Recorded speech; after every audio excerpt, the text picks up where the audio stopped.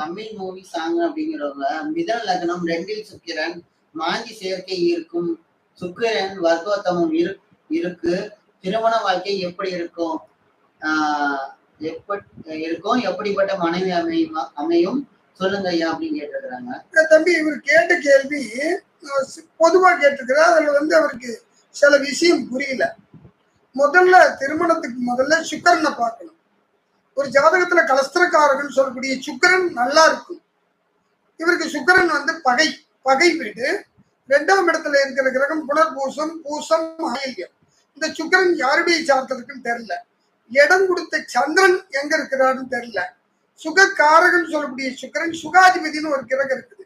இவர் மிதுன லக்னத்துக்கு சுகாதிபதினு சுகக்காரகன் சொல்லக்கூடியது புதன். அவர் எங்க உட்காந்துருக்காருன்னு தெரியல. நிச்சயமா சுக்கிரன் கிட்ட தான் அந்த புதன் இருக்கு. அது 12ல இருக்குதா, லக்னத்துல இருக்குதா, இல்ல 2ல உட்காந்துருக்குதான்னு தெரியல. அந்த புதன் யாருடைய சாபத்தில் இருக்குன்னு நமக்கு நிச்சயமாக தெரியாது. இதை முதல்ல பார்க்கணும். எடுத்த ஒண்ணு மொட்டத்தாளம் குட்டையில விழுந்த கதையா சுக்கரனோட மாந்தி சேர்ந்துருக்குது, எனக்கு நல்ல மனைவி கிடைக்குமா? இன்னும் நல்லா சொல்றேங்க இல்லைங்க. என்னுடைய யூடியூப்ல நல்லாவே சொல்லியிருக்கிறேன். உபய லக்னம் சொல்லக்கூடியது மிதனம், கன்னி, தனுசு, மீனம். இந்த 4 உபயராசிகளுக்கும் எந்த பொருத்தம் பார்த்தாலும் சரி, பொருத்தம் பார்க்கறதுனாலும் சரி, அவங்களுக்கு திருப்தியான வாழ்க்கை அமையிறது கஷ்டம் கஷ்டம் கஷ்டம். 2வது, இது உண்மை. ஆனா அந்த சுக்கிரன் கெடாம இருந்து, குரு கெட்டிருந்து, புதனும் நல்லா இருந்து, குடும்பாதிபதினு சொல்லக்கூடிய சந்திரனும் வலுத்திருந்தால் நிச்சயமா அவனுக்கு நல்ல மனைவி கிடைக்கும். குரு கெடணும்.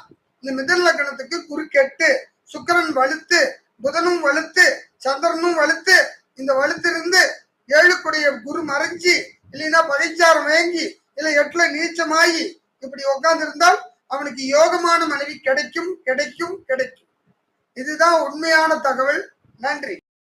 நீங்கள் பார்த்துட்டு இருக்கிறது கிறிஸ் குட்மேன் சேனல். இந்த சேனலில் ஜோசியை பற்றி தகவல்களும் ஆன்மீக பற்றிய தகவல்களும் போட்டுருக்குறோம். முடிஞ்சால் சப்ஸ்கிரைப் பண்ணிக்கோங்க. வாரம் ஒரு முறை யூடியூப்பில் லைவ் ஃப்ரீயாக அஸ்ட்ராலஜி சொல்லிகிட்டு இருக்கிறோம்.